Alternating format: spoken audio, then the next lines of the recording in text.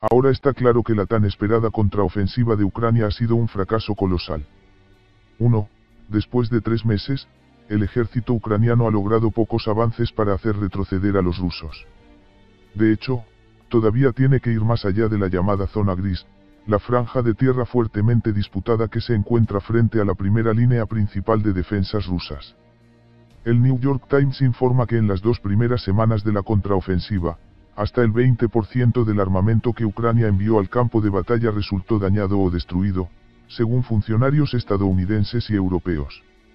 El saldo incluyó algunas de las formidables máquinas de combate occidentales, tanques y vehículos blindados de transporte de personal, con las que los ucranianos contaban para hacer retroceder a los rusos. 2. Según prácticamente todos los relatos de los combates, las tropas ucranianas han sufrido enormes bajas. 3. Las 9 brigadas que la OTAN armó y entrenó para la contraofensiva han sido gravemente devoradas en el campo de batalla. La contraofensiva ucraniana estuvo condenada al fracaso desde el principio.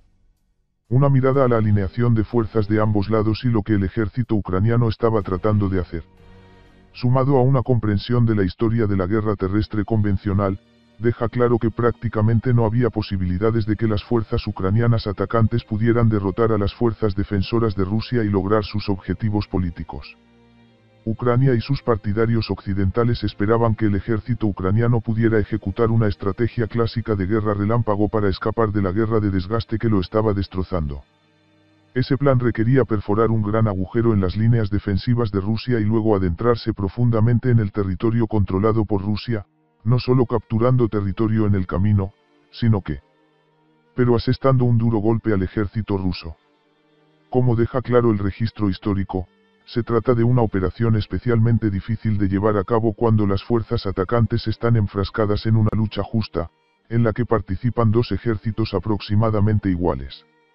Los ucranianos no solo estaban involucrados en una lucha justa, sino que también estaban mal preparados para ejecutar una guerra relámpago y se enfrentaban a un adversario bien posicionado para frustrarla.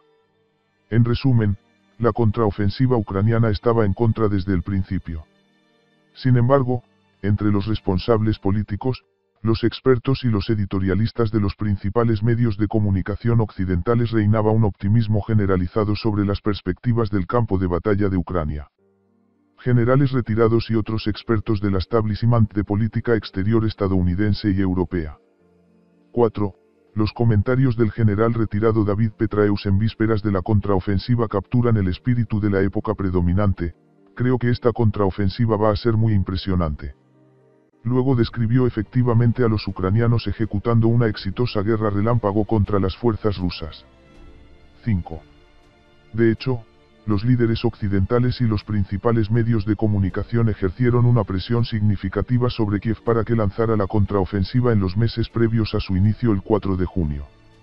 En el momento, los líderes de Ucrania estaban dando largas y mostrando poco entusiasmo por iniciar la planeada guerra relámpago, probablemente porque al menos algunos de ellos comprendieron que los estaban llevando a la matanza. El presidente ucraniano, Volodymyr Zelensky, dijo más tarde, el 21 de julio, que teníamos planes de iniciarlo en primavera, pero no lo hicimos porque, francamente, no teníamos suficientes municiones y armamento ni suficientes brigadas adecuadamente entrenadas. 6.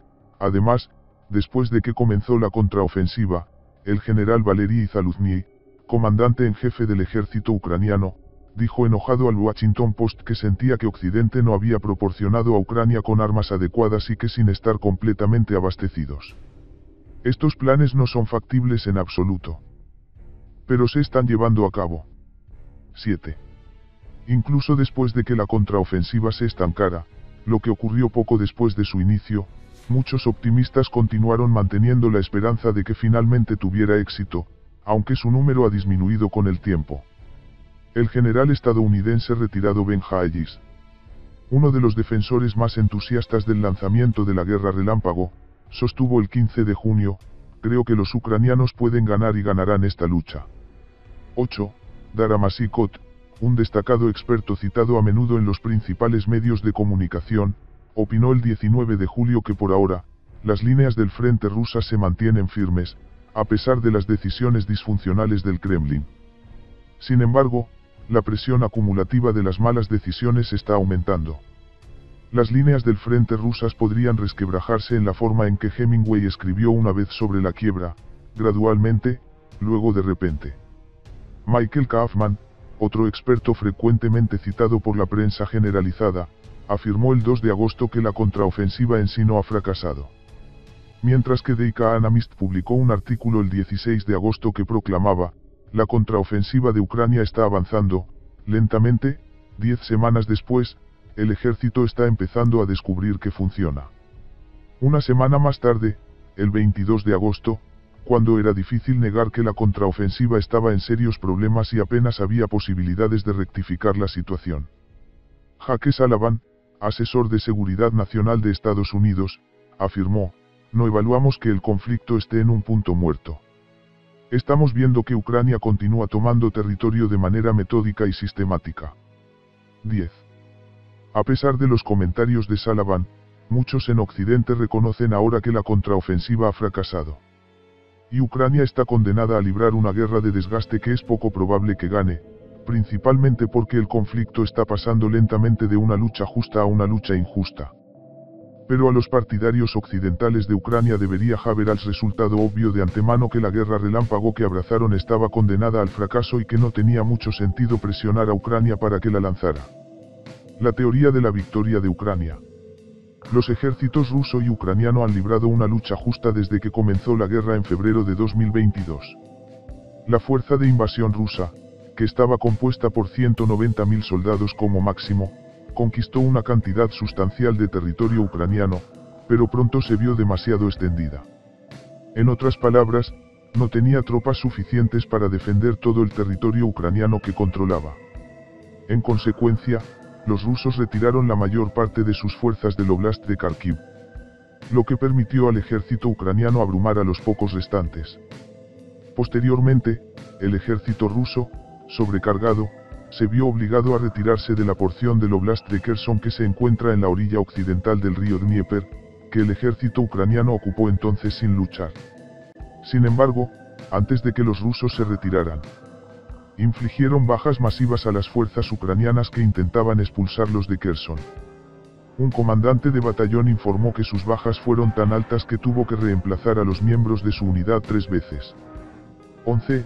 Estas dos derrotas tácticas tuvieron lugar a finales del verano y el otoño de 2022. En respuesta a los acontecimientos de Kharkov y Gerson, Putin movilizó 300.000 soldados en septiembre de 2022, necesitarían unos meses de entrenamiento antes de estar completamente preparados para luchar. Los rusos también intensificaron sus esfuerzos en curso para capturar Bakhmut en noviembre de 2022. Los ucranianos respondieron al desafío en Bakhmut. Y las dos partes entablaron una larga y agotadora batalla por el control de esa ciudad, que finalmente terminó con una victoria rusa a finales de mayo de 2023. Bakhmut fue una grave derrota para Ucrania, en parte porque Zelensky dijo públicamente que él y sus generales estaban decididos a controlar la ciudad y porque comprometió a muchas de las mejores unidades de Ucrania en la lucha. 12. Más importante aún, Ucrania sufrió enormes pérdidas en la batalla que duró meses. 13.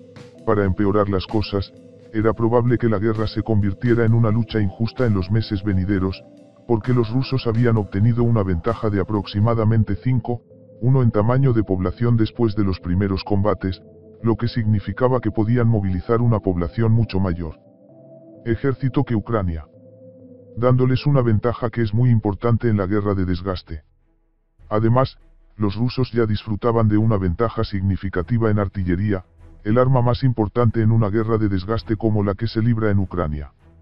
Ni Kiev ni Occidente tenían la capacidad de rectificar ese desequilibrio, que se estimó entre 5:1 y 10:1 a favor de Rusia.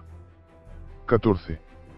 De hecho, había motivos para pensar que Occidente podría no seguir plenamente comprometido a suministrar a Ucrania el armamento que necesitaba desesperadamente, que incluía otros tipos de armas además de la artillería, como tanques, vehículos blindados de combate, drones y aviones. Había una creciente evidencia de fatiga bélica en Occidente y, además, Estados Unidos enfrentaba una amenaza de China en el este de Asia que era un peligro mayor para los intereses estadounidenses que la amenaza rusa. En resumen, era probable que Ucrania perdiera en una guerra de desgaste prolongada, porque sería una lucha injusta. Por lo tanto, tanto Ucrania como Occidente tenían un poderoso incentivo para encontrar una estrategia inteligente que produjera rápidamente una victoria militar que pusiera fin a la guerra en términos favorables para ellos. 15. Esto significaba que Ucrania tendría que emplear una estrategia de guerra relámpago, que es la única manera de evitar o escapar de una guerra de desgaste en una contienda entre dos partes igualmente iguales. Ejércitos terrestres emparejados uno frente al otro a través de un frente continuo. El ABC de la Blitzkrieg. Una guerra relámpago se basa en la movilidad y la velocidad inherentes a una fuerza de ataque blindada para derrotar a un oponente sin entablar una serie de batallas sangrientas y prolongadas. 17. Esa estrategia se basa en el supuesto de que el ejército del oponente es una máquina grande y compleja que está orientada a luchar a lo largo de una línea defensiva bien establecida. En la parte trasera de la máquina se encuentra una red vulnerable, que comprende numerosas líneas de comunicación por las que circula información y suministros, así como puntos nodales clave donde se cruzan las distintas líneas. La destrucción de este sistema nervioso central equivale a la destrucción del ejército defensor. Una guerra relámpago implica dos operaciones principales: ganar una batalla revolucionaria y ejecutar una penetración estratégica profunda. Para ser más específico, el atacante pretende concentrar subrepticiamente sus fuerzas blindadas en uno o dos lugares específicos a lo largo de la línea del frente, donde la relación fuerza-espacio del defensor es baja y donde el atacante puede lograr superioridad numérica sobre el defensor. Una defensa que está poco dispersa y superada en número es relativamente fácil de atravesar. Después de abrir uno o dos agujeros en la primera línea del defensor, el atacante busca moverse rápidamente hacia las profundidades de la defensa antes de que las fuerzas del estado objetivo puedan moverse para cortar la penetración. Aunque puede ser necesario entablar una batalla a balón parado para lograr el avance inicial, se da mucha importancia a evitar más batallas de este tipo. En cambio, el atacante sigue el camino de menor resistencia hacia lo más profundo de la retaguardia del defensor. El tanque, con su flexibilidad inherente, es el arma ideal para hacer funcionar una guerra relámpago. La artillería, sin embargo, no juega un papel importante en la guerra relámpago. En parte porque requiere un importante apoyo logístico, lo que interfiere con el rápido movimiento de fuerzas de segundo escalón hacia el saliente en expansión y, en términos más generales, es un lastre para la movilidad. Además, participar en intercambios de artillería a gran escala sería una pérdida de tiempo valioso y ralentizaría el avance de las fuerzas blindadas. Apoyo aéreo cercano. Por otro lado, no presenta ninguno de estos problemas. Dada la flexibilidad inherente de los aviones, drones y helicópteros, esta artillería voladora es una excelente contraparte de las fuerzas blindadas de rápido movimiento. Como debería ser obvio, una guerra relámpago exige una estructura de mando flexible, poblada de arriba a abajo con soldados capaces de ejercer la iniciativa en situaciones de combate donde la niebla de la guerra a veces es espesa. Una guerra relámpago no se basa en un plan rígido que los comandantes deban seguir de cerca. De hecho, lo opuesto es verdad. Antes de lanzar el ataque, se establece un objetivo general y se preparan planes detallados para la batalla revolucionaria. Pero no existen directrices rígidas que los comandantes deban seguir mientras llevan a cabo la penetración estratégica profunda. La suposición subyacente es que nadie puede predecir con ningún grado de certeza cómo se desarrollará la batalla. La incertidumbre será algo habitual y, por tanto, habrá que correr riesgos. En esencia, se otorga gran importancia a la capacidad de un comandante para tomar decisiones rápidas que permitan a las fuerzas blindadas mantener una alta velocidad de avance después de ganar la batalla revolucionaria. La audacia es esencial, incluso cuando la información es incompleta, para que el ejército atacante pueda mantener la iniciativa. Finalmente, conviene decir algunas palabras sobre los objetivos asociados con la guerra relámpago. El objetivo habitual es derrotar decisivamente a las fuerzas militares del defensor. Es posible, sin embargo, emplear una guerra relámpago para obtener una victoria limitada, donde las fuerzas defensoras son rodeadas y golpeadas pero no completamente derrotadas, y donde el atacante captura una cantidad significativa del territorio del defensor.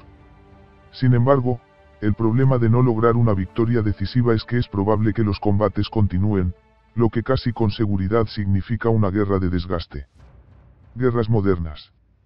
Cabe destacar que los conflictos no solo tienden a intensificarse, sino que también son difíciles de poner fin.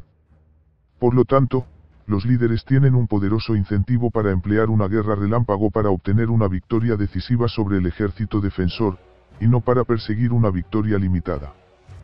Trayendo al defensor. Hasta ahora la atención se ha centrado en cómo el infractor ejecuta una guerra relámpago. Pero para comprender plenamente el funcionamiento de una guerra relámpago y la probabilidad de que tenga éxito, es esencial considerar las capacidades del defensor, así como su estrategia para frustrar una guerra relámpago.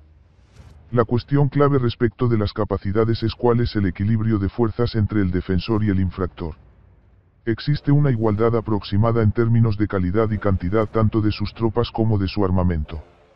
Si es así, nos espera una pelea justa. Sin embargo, si un bando tiene fuerzas de combate claramente superiores en términos de calidad, cantidad o ambas, será una lucha injusta. La diferencia entre una lucha justa y una injusta es muy importante para determinar las perspectivas de éxito de una guerra relámpago. Para empezar, es mucho más difícil hacer que una guerra relámpago funcione en una pelea justa, porque el defensor no es superado desde el principio. Es un enredo entre dos fuerzas combatientes formidables, no un desajuste. Lo que dificulta que el atacante tenga confianza en el éxito. Además, las consecuencias de una guerra relámpago fallida son marcadamente diferentes en los dos tipos de peleas. Si una guerra relámpago fracasa en una lucha justa, es probable que el resultado sea una guerra de desgaste prolongada cuyo resultado sea difícil de predecir. Después de todo, el conflicto es entre oponentes igualados. Pero si una guerra relámpago fracasa en una pelea injusta, es casi seguro que el atacante ganará la guerra subsiguiente con bastante rapidez y facilidad, simplemente porque disfruta de una marcada ventaja material sobre el defensor. La estrategia del defensor para frustrar una guerra relámpago también tiene una profunda influencia en el resultado. 18. En el nivel más básico, el estado objetivo puede desplegar sus fuerzas de tres maneras diferentes: defensa avanzada, defensa en profundidad y defensa móvil. Con defensa delantera. La mayoría de las fuerzas del defensor se colocan en la línea que separa los ejércitos contrarios para evitar que el atacante avance. El defensor también ubica un número razonable de sus fuerzas de combate detrás de la línea del frente en reservas móviles que pueden moverse rápidamente para impedir un avance potencial. El énfasis, sin embargo, está en defender con fuerza a lo largo de la línea de contacto inicial. Sin embargo, esto no significa negar que el defensor puede ser tácticamente flexible en la forma en que maneja las fuerzas atacantes a lo largo de la línea del frente. Por ejemplo, podría intentar atraerlos a zonas controladas donde puedan ser atacados por la artillería. La defensa en profundidad se compone de una serie de líneas bien defendidas, una a buena distancia detrás de la otra, que están diseñadas para desgastar al ejército atacante mientras se abre camino a través de cada cinturón defensivo. No solo es difícil para las fuerzas atacantes atravesar la primera línea de defensa, sino que incluso si lo hacen, no hay posibilidad de dejar atrás las reservas del defensor y ejecutar una penetración estratégica profunda. En cambio, el atacante debe librar una serie de batallas a balón parado mientras intenta atravesar las sucesivas líneas de defensa del defensor. La defensa en profundidad es ideal para frustrar una guerra relámpago. Probablemente sea la mejor de las tres estrategias para ese propósito.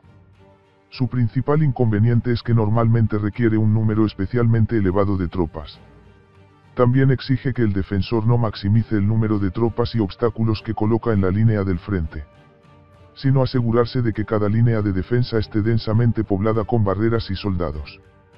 Por supuesto, las tropas defensoras a lo largo de la línea de contacto pueden retirarse a las líneas de defensa detrás de ellas. Sin embargo, muchos comandantes se inclinarán por defender la vanguardia del área de batalla con tantas tropas como sea posible. Finalmente, está la defensa móvil, que es la más audaz de las tres estrategias. El defensor ubica una pequeña porción de sus tropas en posiciones avanzadas, donde pueden obstaculizar un poco a las fuerzas atacantes, pero por lo demás les permite penetrar profundamente en su zona de retaguardia. En el momento adecuado, el defensor utiliza su golpe dominical, un gran cuerpo de sus propias fuerzas móviles, para atacar los flancos de la penetración y aislar a las fuerzas atacantes de su base.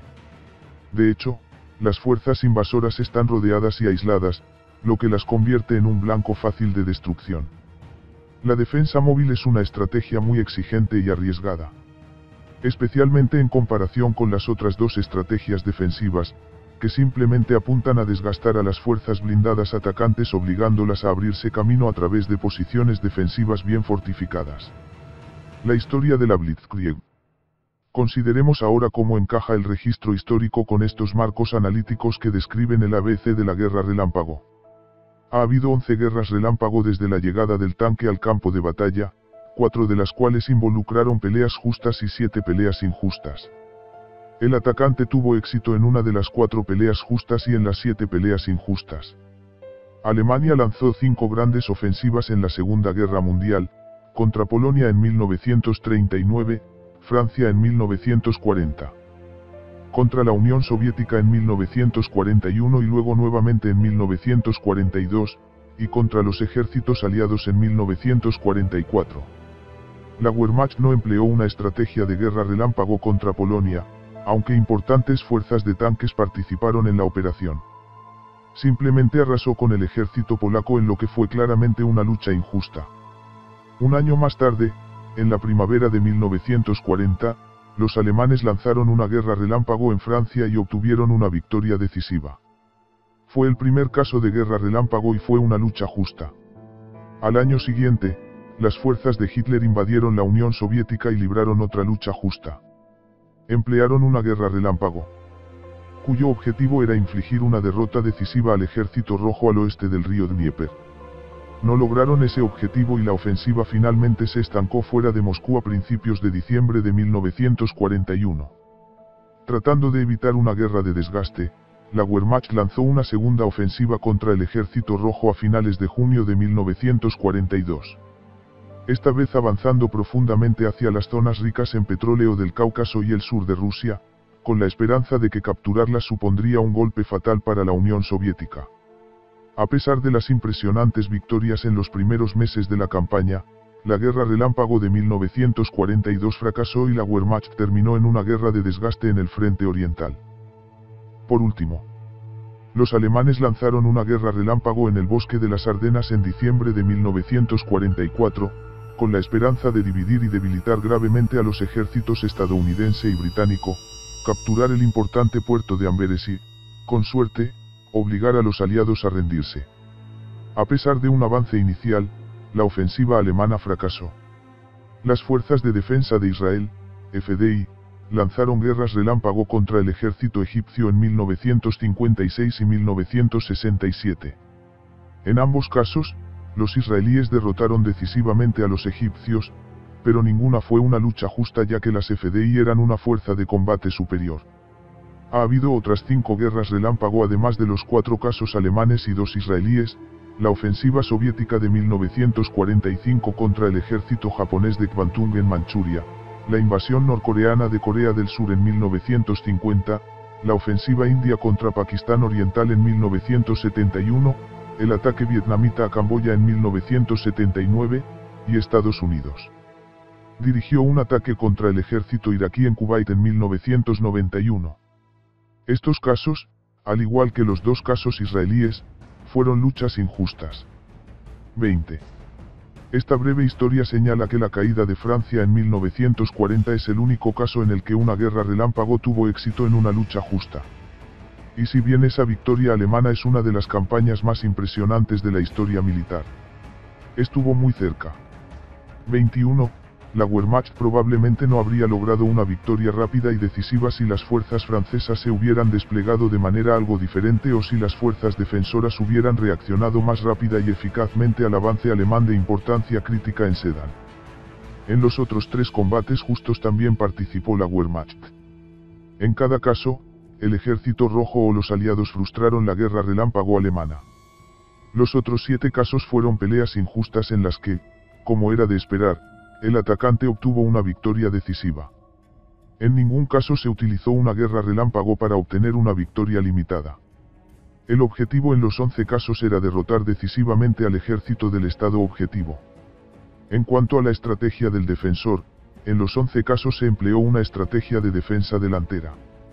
No sorprende que no haya ningún caso de que un Estado objetivo emplee una defensa móvil, ya que esa estrategia es la más exigente y la más arriesgada. Tampoco hay ningún caso en el que un defensor dependa de una defensa en profundidad para frustrar una guerra relámpago. Lo cual es sorprendente ya que es muy adecuado para ese propósito. 22. Parece claro que, dados los recursos disponibles, los comandantes prefirieron colocar la mayor parte de sus fuerzas muy adelante y no preocuparse mucho por poblar densamente las líneas de defensa siguientes. En los 11 casos de guerra relámpago. Todo lo cual implicó atacar a un oponente empleando una estrategia de defensa avanzada, las fuerzas atacantes rompieron la línea de defensa inicial cada vez. En 8 de los 11 casos, la consiguiente profunda penetración estratégica condujo a una victoria decisiva. 23. Las 3 excepciones son las guerras relámpago alemanas contra el Ejército Rojo en 1941 y 1942. Y contra los aliados en 1944. En los 3 casos, el defensor pudo crear nuevas líneas de defensa en su retaguardia y desgastar a la Wehrmacht. En efecto, la estrategia de defensa avanzada tanto del Ejército Rojo como de los aliados se transformó en una defensa en profundidad que, como se destacó, es ideal para derrotar una guerra relámpago.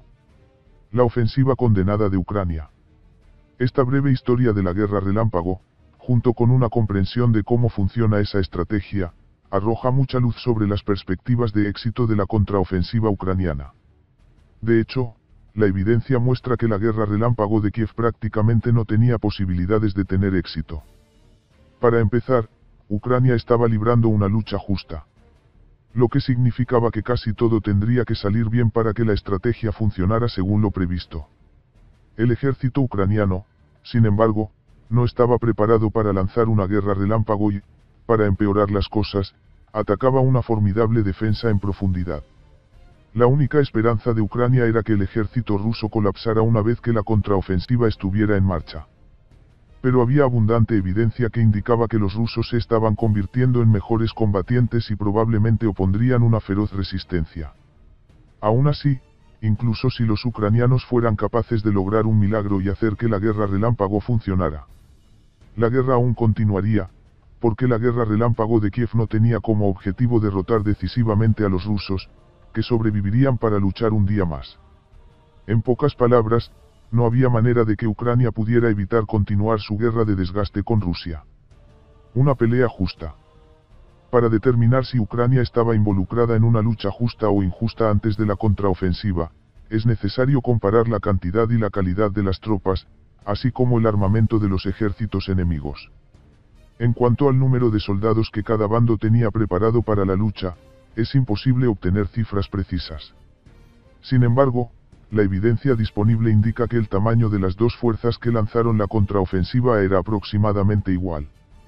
Calculo que cada bando tenía aproximadamente 250.000 soldados que estaban preparados para la lucha. 24. Es revelador que no puedo encontrar pruebas de que nadie afirme que ninguno de los bandos tenía una ventaja numérica significativa en vísperas de la contraofensiva. El verdadero problema de Ucrania era el futuro, no el presente, ya que con el tiempo el equilibrio de soldados se inclinará en su contra. Rusia tiene una población mucho mayor a la que recurrir, una ventaja de 5-1, y su ejército crece día a día. Además de los 300.000 reservistas movilizados en octubre de 2022, el Ministerio de Defensa ruso informa que 231.000 personas se alistaron en el ejército durante los primeros 7 meses de 2023. 25. En términos de la calidad de esas fuerzas combatientes incluida su determinación parece que hay poca diferencia entre los dos bandos. A menudo se oye en Occidente afirmar que los rusos están sufriendo graves problemas morales y otros problemas sistémicos y que, por tanto, había muchas posibilidades de que cederan ante la contraofensiva. 26. Pero esa no es la opinión que uno suele escuchar del ejército ucraniano, que está luchando, donde se reconoce ampliamente que el ejército ruso se ha convertido en una fuerza de combate más formidable desde que comenzó la guerra y no está a punto de colapsar. En el corto plazo. 27. De hecho, el hecho de que las fuerzas rusas fueran capaces de desgastar a los ucranianos quienes lucharon con valentía y tenacidad en la ferozmente disputada batalla por Bakhmut, que ocurrió en los meses previos al comienzo de la contraofensiva, muestra que los ucranianos no tenían una ventaja cualitativa significativa en el campo de batalla a fines de la primavera de 2023. En cuanto al armamento disponible para ambos ejércitos, Rusia seguramente tenía una ventaja. Simplemente porque tenía mucha más artillería que Ucrania. Aunque parte de la artillería suministrada por Occidente a Ucrania era cualitativamente superior a Rusia, no estuvo ni cerca de compensar el desequilibrio cuantitativo. Sin embargo, Ucrania tenía suficiente artillería para librar una batalla revolucionaria. Para efectos de ejecutar la penetración estratégica profunda. La artillería es menos importante debido al importante papel que se espera que desempeñe el apoyo aéreo cercano en esa fase de la campaña. En cuanto a los tanques, vehículos blindados de combate y otras armas de los ejércitos enemigos, existía una equivalencia aproximada en términos de calidad y cantidad. Al igual que con el número de tropas. Esa situación cambiaría en beneficio de Rusia con el tiempo. En resumen, dada la ventaja rusa en artillería, no es un caso claro que esta haya sido una pelea justa. Pero dado el equilibrio aproximado de soldados y otros tipos de armamento, y el hecho de que la artillería no sea tan importante para las fuerzas atacantes en una guerra relámpago como lo es en una guerra de desgaste, parece razonable llamarla una lucha justa. Aún así, si uno quiere argumentar que se trató de una lucha injusta, fueron los rusos no los ucranianos quienes tenían ventaja cuando comenzó la contraofensiva el 4 de junio. Como se destacó, la victoria de la Wehrmacht en Francia en 1940 es el único caso de una guerra relámpago que tuvo éxito en una lucha justa. ¿Qué posibilidades había de que la contraofensiva ucraniana añadiera un segundo caso al registro histórico? Para responder a esa pregunta, es esencial evaluar qué tan capaz era el ejército ucraniano de ejecutar una guerra relámpago y qué tan bien preparados estaban los rusos para impedir ese resultado. Capacidades ucranianas para lanzar una guerra relámpago. No hay duda de que la guerra relámpago, para citar a Beri Posen, es una de las tareas militares más intimidantes. 28. Las fuerzas atacantes ucranianas, como él señala, tuvieron que atravesar posiciones defensivas densas y bien preparadas. Encontrar algo de espacio para correr y luego avanzar rápidamente hacia un objetivo geográfico importante como el mar de Azov, con la esperanza de desentrañar los restos del ejército ruso defensor en el camino, o intentar rodear rápidamente una parte de las considerables fuerzas rusas con la esperanza de aniquilándolos. La profunda penetración estratégica, en otras palabras, tuvo que ser ejecutado rápidamente, mientras las fuerzas defensoras rusas les pisaban los talones. Eso significaba que la batalla de avance también tenía que ganarse rápidamente, de modo que los rusos no tuvieran tiempo de mover sus reservas para sellar cualquier penetración en su línea del frente. 29. Esta exigente tarea, naturalmente, requiere soldados altamente capacitados y experimentados organizados en unidades blindadas de gran tamaño, ya sean brigadas o divisiones, que puedan operar juntas en el campo de batalla. Las unidades clave del ejército ucraniano que tenían la tarea de hacer funcionar la guerra relámpago estaban mal entrenadas y carecían de experiencia en combate. Especialmente en lo que se refiere a la guerra blindada. La principal fuerza de ataque estaba compuesta por 12 brigadas, 9 de las cuales la OTAN estaba armada y entrenada durante 4 a 6 semanas. 30. Muchos de los 36.000 soldados de esas 9 brigadas eran reclutas en bruto. Vale la pena señalar que solo el 11% de los 20.000 soldados ucranianos que Gran Bretaña ha entrenado desde que comenzó la guerra tenían alguna experiencia militar. 31. Simplemente no hay manera de que un recluta pueda convertirse en un soldado altamente competente con 4 a 6 semanas de entrenamiento. Es imposible hacer nada más que enseñar los conceptos básicos del soldado en un periodo tan corto. Para agravar el problema, el énfasis en el entrenamiento estaba en convertir a los reclutas en soldados que pudieran luchar juntos en pequeñas unidades, no en entrenar y moldear a las 9 o 12 brigadas de la fuerza de ataque principal para operar juntas en el campo de batalla. Además, hay pruebas de que en algunos casos, los 3 batallones que había en esas brigadas fueron entrenados en diferentes países. 33. Como era de esperar, 2 analistas de defensa occidentales que visitaron la zona de guerra después de que comenzara la contraofensiva comentaron que, estamos convencidos de que, aunque las fuerzas ucranianas pueden luchar con armas combinadas, todavía no pueden hacerlo a escala. Se habla mucho del hecho de que Estados Unidos y la OTAN en general están comprometidos a entrenar a los ucranianos para que participen en operaciones armamentísticas combinadas, lo que se suponía contribuiría en gran medida a prepararlos para la contraofensiva. 35. El hecho es que los ejércitos occidentales de 2023 tenían poca experiencia en guerras blindadas. La guerra de Irak tuvo lugar hace 20 años, en 2003, y el ejército iraquí se desintegró rápidamente. Y no tenían experiencia en librar una guerra que fuera justa. Como señaló el general estadounidense retirado Ben Hayes, que alguna vez estuvo al mando del ejército estadounidense en Europa. Ciertamente nunca estuve involucrado en una lucha tan grande, violenta y desorientadora como las batallas que se libran en Ucrania. 36. O como comentó un comandante de batallón ucraniano sobre sus entrenadores estadounidenses, lucharon en Afganistán e Irak, y el enemigo allí no es propio de los rusos. 37. Para empeorar las cosas. El puño blindado de Ucrania no solo estaba mal entrenado para la difícil tarea que se le pedía que realizara, sino que también estaba lleno de soldados que tenían poca experiencia en combate. Este problema tuvo dos causas relacionadas. En primer lugar, muchos soldados ucranianos murieron o resultaron gravemente heridos durante los primeros 15 meses de la guerra, lo que limitó el número de veteranos de combate disponibles para la contraofensiva.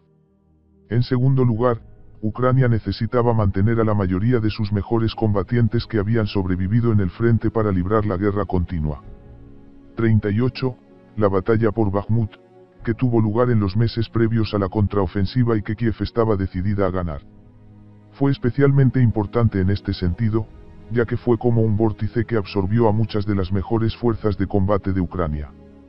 No sorprende que después de que comenzara la contraofensiva, The New York Times informara que los soldados ucranianos a lo largo del frente la inculpó a los comandantes por empujar a reclutas novatos a la batalla y utilizar unidades no probadas para encabezar la contraofensiva. Otros criticaron la insuficiencia de unas pocas semanas de entrenamiento básico en varios países de la OTAN. 39. La contraofensiva ucraniana enfrentó otro enorme problema, la falta de apoyo aéreo cercano a las fuerzas atacantes. Es casi imposible que una guerra relámpago funcione sin apoyo aéreo cercano, especialmente para la penetración estratégica profunda, pero es muy importante incluso para ganar la batalla de avance. Como John Nagl, un coronel retirado que enseña guerra en la Escuela de Guerra del Ejército de EU. Dicho así, Estados Unidos nunca intentaría derrotar una defensa preparada sin superioridad aérea, pero ellos, los ucranianos, no tienen superioridad aérea. Es imposible exagerar lo importante que es la superioridad aérea para librar un combate terrestre con un costo razonable en bajas. 40. De manera similar, dijo el general Hayes. Estas tropas ucranianas están siendo enviadas para hacer algo que nosotros nunca haríamos, lanzar una contraofensiva sin una superioridad aérea total. 41. Por último, aunque Ucrania había recibido un número considerable de tanques y vehículos blindados de combate de Occidente, no recibió tantos como había solicitado, y se les proporcionaron varios tipos diferentes, lo que generó problemas de interoperabilidad y mantenimiento. Los ucranianos también tenían escasez de equipo de remoción de minas, lo cual es una necesidad en una gran guerra terrestre convencional. No es sorprendente, dadas todas estas deficiencias, que The Wall Street Journal informó después de que comenzó la contraofensiva que los oficiales militares occidentales sabían que Kiev no tenía todo el entrenamiento o las armas, desde proyectiles hasta aviones de combate, que necesitaba para desalojar a las fuerzas rusas. Pero esperaban que el coraje y el ingenio ucranianos triunfaran. 42. Además de estas ilusiones, hay pruebas sustanciales de que muchos en Occidente creyeron tontamente que el ejército ruso tendría un desempeño deficiente, o incluso colapsaría, ante la contraofensiva. Capacidades rusas para frustrar una guerra relámpago. Las perspectivas de Ucrania de hacer que la contraofensiva funcione parecen aún peores cuando se tienen en cuenta en la ecuación las capacidades de Rusia para defenderse. Primero, prácticamente no había ninguna posibilidad de que los ucranianos sorprendieran a los defensores rusos en cuanto a la ubicación del ataque principal, como había podido hacer la Wehrmacht contra Francia y Gran Bretaña en mayo de 1940. Los informes de los medios de comunicación dejaron claro que los comentarios de los ucranianos y occidentales funcionarios, y simplemente mirando un mapa, que el ataque principal se produciría en la región de Zaporizhia, y que las fuerzas blindadas ucranianas apuntarían a avanzar desde el área alrededor de Orikhiv hasta el mar de Azov, capturando la ciudad de Tomak y la ciudad de Melitopol en el camino. En efecto, la gran franja de territorio que Rusia tenía en el este y el sur de Ucrania se reduciría a la mitad, lo que significaba que Rusia ya no tendría un puente terrestre con Crimea. Se esperaba que Ucrania intentara uno o más avances adicionales a lo largo de la línea del frente, que en última instancia también apuntaban a llegar al mar de Azov. 43. Una posibilidad era penetrar las defensas rusas al sur de Velika Novosilka y conducir hasta Mariupol. Otra era abrirse paso cerca de Guliaipole y avanzar hacia Berdyansk en el mar de Azov. Aún así, se esperaba que el ataque principal se produjera en el área de Orikhiv y se dirigiera hacia Melitopol. De todos modos, los rusos reconocieron todas estas posibles líneas de ataque y estaban bien preparados para cada una de ellas. Además, el ejército ruso tenía una gran cantidad de drones y otros activos ISR, inteligencia, vigilancia y reconocimiento, que hacían casi imposible que Ucrania reuniera una gran fuerza de ataque sin ser detectada. Todo esto significaba que apenas había posibilidades de que Ucrania pudiera utilizar la sorpresa para obtener una ventaja de fuerza significativa en el principal punto de ataque. En lugar de ello, el ejército ruso estaría esperándolos con una gran variedad de armas mortíferas de alta precisión. 44. En segundo lugar, Rusia empleó una defensa en profundidad. ¿Qué es la estrategia ideal para detener una guerra relámpago? Estaba compuesto por múltiples líneas de defensa que tenían trincheras de infantería, zanjas para tanques, campos minados, barreras de hormigón y posiciones de tiro preparadas. Además, estas fortificaciones defensivas se erigieron para canalizar las fuerzas atacantes hacia zonas de exterminio, donde los rusos estarían bien protegidos, posicionados para destruirlos. Además, los ucranianos probablemente tendrían que luchar en zonas urbanas como Tomak y Melitopol, donde el avance sería lento y las bajas serían elevadas. Las defensas rusas eran claramente más fuertes en algunos puntos a lo largo de la línea que en otros, pero eran especialmente fuertes en la región de Zaporizhia, donde se esperaba que Ucrania intentara lograr el principal avance. El ejército ruso también tenía fuerzas móviles en reserva que podían movilizarse rápidamente para reforzar cualquier punto a lo largo de las líneas fortificadas que se estuvieran debilitando. Finalmente, las fuerzas rusas estaban preparadas para enfrentarse seriamente a las fuerzas atacantes en la llamada zona gris, que es el área abierta que se encuentra frente a su primera línea de defensa preparada. La idea básica era desgastar a las brigadas ucranianas antes de que alcanzaran la línea inicial de fortificaciones, o tal vez incluso impedirles llegar allí. El general Mick Ryan, un general australiano retirado, lo expresó bien cuando describió la arquitectura defensiva de Rusia como mucho más compleja y mortífera que cualquier cosa experimentada por cualquier ejército en casi 80 años. 45. En tercer lugar, para empeorar las cosas, los rusos tenían una variedad de capacidades que hacían extremadamente peligroso para las fuerzas ucranianas moverse al aire libre, lo cual tenían que hacer casi todo el tiempo ya que estaban a la ofensiva y debían estar constantemente avanzando. Para empezar, los rusos tenían importantes recursos ISR que les permitirían detectar las brigadas móviles de Ucrania. Y tenían una gran cantidad de sistemas que podían atacar a las fuerzas atacantes. Los rusos tenían un enorme arsenal de artillería y lanzacohetes múltiples, que habían demostrado que podían utilizar con efectos letales durante los primeros 15 meses de la guerra. También tenían la capacidad de desplegar rápidamente grandes cantidades de minas, creando campos minados instantáneos y mortales frente a las fuerzas atacantes. Finalmente, los rusos controlaron los cielos, lo que significaba que podían utilizar su arsenal de helicópteros, drones asesinos y aviones tácticos para atacar a las fuerzas terrestres de Ucrania. Como lo expresó un bloguero muy conocedor de asuntos militares, Vic Serge, los observadores occidentales no parecen abiertos a la posibilidad de que la precisión de los disparos a distancia modernos, ya sean drones Lancet o proyectiles de artillería guiados, o cohetes GMLRS, combinados con la densidad de los sistemas ISR, pueden simplemente hacer imposible realizar operaciones móviles de barrido, excepto en circunstancias muy específicas. Cuando el enemigo tiene la capacidad de vigilar las áreas de preparación, atacar la infraestructura de la retaguardia con misiles de crucero y drones, saturar con precisión las líneas de aproximación con fuego de artillería, y empapar la tierra con minas, ¿cómo se puede maniobrar exactamente? 46. En resumen, no hay duda de que los rusos estaban bien posicionados para detener una guerra relámpago en seco. Por lo tanto, dado que la contraofensiva sería una lucha justa y los ucranianos no estaban bien preparados para lanzar una guerra relámpago, es difícil ver cómo podrían tener éxito. La única esperanza era que el ejército ruso se desmoronara una vez que comenzaran los disparos, pero había pocas razones para pensar que eso sucedería. Supongamos que estoy equivocado y que había muchas posibilidades de que la guerra relámpago tuviera éxito, como argumentaron casi todos los formuladores de políticas, expertos y estrategas de Occidente. Aún así, la guerra no terminaría. Y Ucrania todavía se encontraría en una guerra de desgaste que no podría ganar.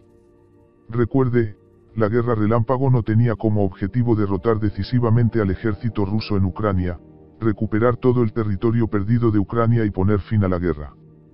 En cambio, el objetivo era dañar seriamente a las fuerzas rusas en Ucrania, recuperar parte del territorio y llevar a Moscú a la mesa de negociaciones, donde Ucrania y Occidente estarían al mando. Sin embargo, era poco probable que los rusos acudieran a la mesa de negociaciones y cedieran ante las demandas ucranianas y occidentales. Después de todo, Putin y otros líderes rusos creen que se enfrentan a una amenaza existencial, lo que seguramente los llevaría a redoblar sus esfuerzos y hacer todo lo necesario para derrotar al enemigo en las puertas. En resumen, la guerra relámpago ucraniana estaba condenada al fracaso, pero incluso si hubiera logrado sus limitados objetivos, no habría logrado poner fin a la guerra en términos favorables para Ucrania y Occidente. Los resultados hasta ahora. La contraofensiva ha sido un fracaso abismal, contrariamente a las expectativas de casi todos en Occidente. Ucrania ha sufrido enormes bajas y ha perdido grandes cantidades de armamento en 3 meses de combates. 47. En el proceso, su ejército aún tiene que alcanzar la primera línea de defensa en profundidad de Rusia. Sigue estancado luchando en la zona gris ubicada frente a las principales líneas de defensa de Rusia, donde, como dijo un soldado ucraniano, simplemente nos estaban esperando, posiciones preparadas en todas partes. Era una pared de acero. Fue horrendo. 48. Como se señaló. Los funcionarios occidentales informan que Ucrania perdió alrededor del 20% de las armas que empleó en el campo de batalla durante las 2 primeras semanas de la contraofensiva, que incluían un buen número de tanques y vehículos de combate blindados que Occidente había proporcionado.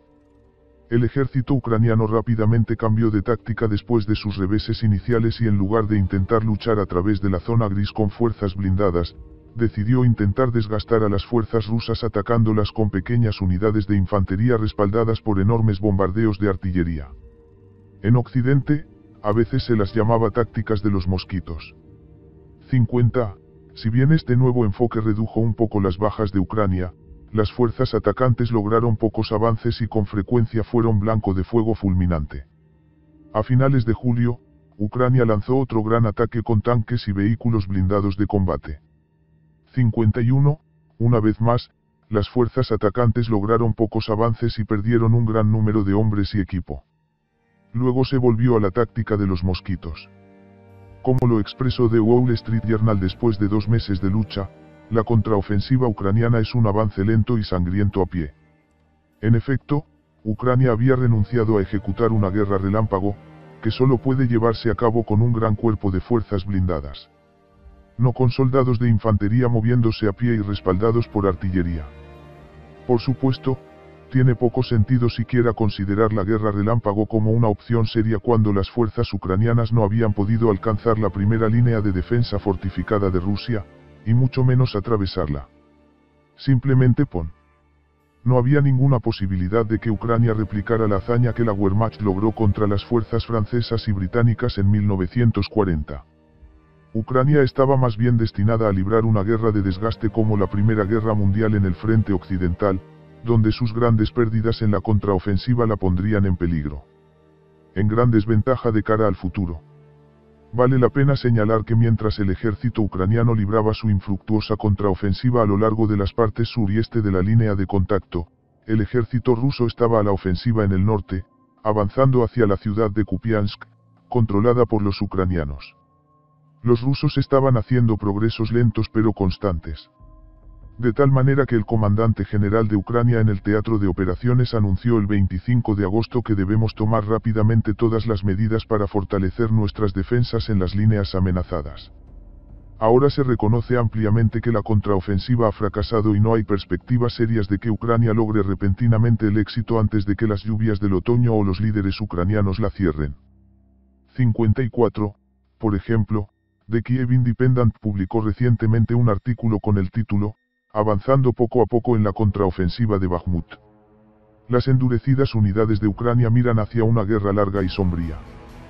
55, de manera similar, The Washington Post publicó un artículo el 10 de agosto que enfatizaba el sombrío estado de ánimo en Ucrania, 2 meses después de que Ucrania lanzara el ataque, con pocos avances visibles en el frente y un verano implacable y sangriento en todo el país. La narrativa de unidad y perseverancia infinita ha comenzado a deshilacharse. El número de muertos, incalculables miles, aumenta diariamente. Millones de personas están desplazadas y no ven ninguna posibilidad de regresar a sus hogares. En todos los rincones del país, los civiles están exhaustos por una serie de recientes ataques rusos. Los ucranianos, muy necesitados de buenas noticias, simplemente no las reciben. 56. Las élites occidentales ahora están luchando por encontrar una manera de rescatar la deteriorada situación. Algunos todavía mantienen la esperanza de que darle a Ucrania una u otra arma nueva cambiará mágicamente las cosas en el campo de batalla. Los F-16 y ATACMS se mencionan con mayor frecuencia a este respecto. Pero como dijo el general Milley al arrojar un jarro de agua fría sobre la idea de que un puñado de F-16 revertiría la suerte de Ucrania, no existe una solución milagrosa en la guerra. Los resultados de las batallas y las guerras son función de muchas variables. 57. Otros se centran en cómo lucha Ucrania. Algunos sostienen que Ucrania debe volverse más competente en la realización de operaciones de armas combinadas. 58. Pero nunca queda claro cómo se puede hacer, ya que los entrenadores occidentales intentaron una vez enseñar esa habilidad y aparentemente fracasaron. Además, nunca se explica cómo las operaciones con armas combinadas, que no son una estrategia. Sacar a Ucrania de la actual guerra de desgaste. En relación con esto, algunos sostienen que Ucrania necesita poner más énfasis en la maniobra, lo que a menudo se contrasta con el desgaste. Pero la maniobra es una táctica en el campo de batalla, no una estrategia para derrotar a un oponente. Sin duda, la maniobra es muy importante a la hora de ejecutar una penetración estratégica profunda. Aunque es de utilidad limitada para ganar batallas revolucionarias. 59. También se puede tener una guerra de desgaste en la que ambos bandos se involucran regularmente en batallas móviles que otorgan gran importancia a la maniobra. Pero la cuestión clave, que los defensores de una mayor maniobra nunca abordan. ¿Cómo funciona a nivel estratégico para permitir que Ucrania escape de la guerra de desgaste que enfrenta ahora? Parece que la mayoría de las élites occidentales y la mayoría de los ucranianos están resignados al hecho de que no hay forma de escapar de una sangrienta guerra de desgaste con Rusia. 60. También parece que muchos dudan de que Ucrania pueda prevalecer en esa lucha. Lo cual, por supuesto, es una de las principales razones por las que las élites de política exterior y los responsables políticos de Occidente presionaron con tanta fuerza para lanzar la contraofensiva. Entendieron que Ucrania estaría en graves problemas en una guerra larga. Después de todo, Rusia tiene una ventaja de 5-1 en personal y capacidad al menos en el corto y mediano plazo para producir más artillería y otras armas clave que Ucrania y Occidente juntos. Además, no está claro que Occidente, especialmente Estados Unidos, siga plenamente comprometido a respaldar a Ucrania cuando hay pocas esperanzas de victoria. Entonces, Ucrania con Occidente empujando desde atrás apostó a que la guerra relámpago proporcionaría los medios para escapar de la guerra de desgaste y, en última instancia, prevalecer sobre Rusia. Pero la estrategia resultó ser un estrepitoso fracaso. Ahora bien, es difícil contar una historia sobre el futuro de Ucrania que tenga un final feliz. La oscuridad por delante. ¿Qué pasa después? Dos puntos están en orden. En primer lugar, en los próximos meses habrá un juego de culpas sobre quién es responsable de la desastrosa contraofensiva. De hecho, ya ha comenzado. 61. Pocos admitirán que se equivocaron al pensar que la contraofensiva tenía posibilidades razonables de éxito o que estaba seguro de que tendría éxito. Esto ciertamente será cierto en los EUU, donde la rendición de cuentas es un concepto obsoleto. Muchos ucranianos culparán a Occidente por presionarlos a lanzar la guerra relámpago cuando Occidente no les proporcionó todo el armamento que habían solicitado. Por supuesto, Occidente será culpable de los cargos, pero los líderes ucranianos tienen capacidad de decisión y podrían haber resistido la presión estadounidense. Después de todo, la supervivencia de su país está en juego, y les habría ido mejor si se hubieran mantenido a la defensiva, donde habrían sufrido menos bajas y habrían aumentado sus posibilidades de retener el territorio que ahora controlan. Las recriminaciones venideras serán desagradables y obstaculizarán los esfuerzos de Ucrania por permanecer en la lucha contra Rusia. Segundo, muchos en Occidente argumentarán que ha llegado el momento de la diplomacia.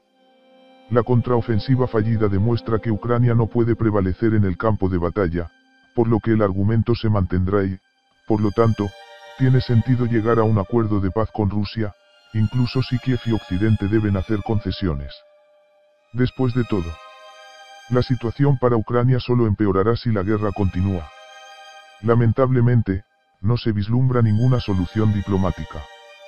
Existen diferencias irreconciliables entre las dos partes sobre las garantías de seguridad para Ucrania y su territorio, que obstaculizan un acuerdo de paz significativo.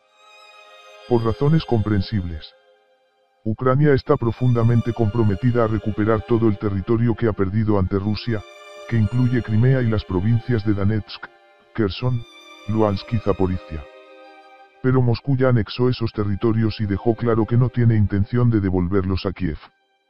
La otra cuestión irresoluble tiene que ver con la relación de Ucrania con Occidente. Por razones comprensibles, Ucrania insiste en que necesita una garantía de seguridad, que solo puede provenir de Estados Unidos y la OTAN. Rusia, por otra parte, insiste en que Ucrania debe ser neutral y poner fin a su relación de seguridad con Occidente.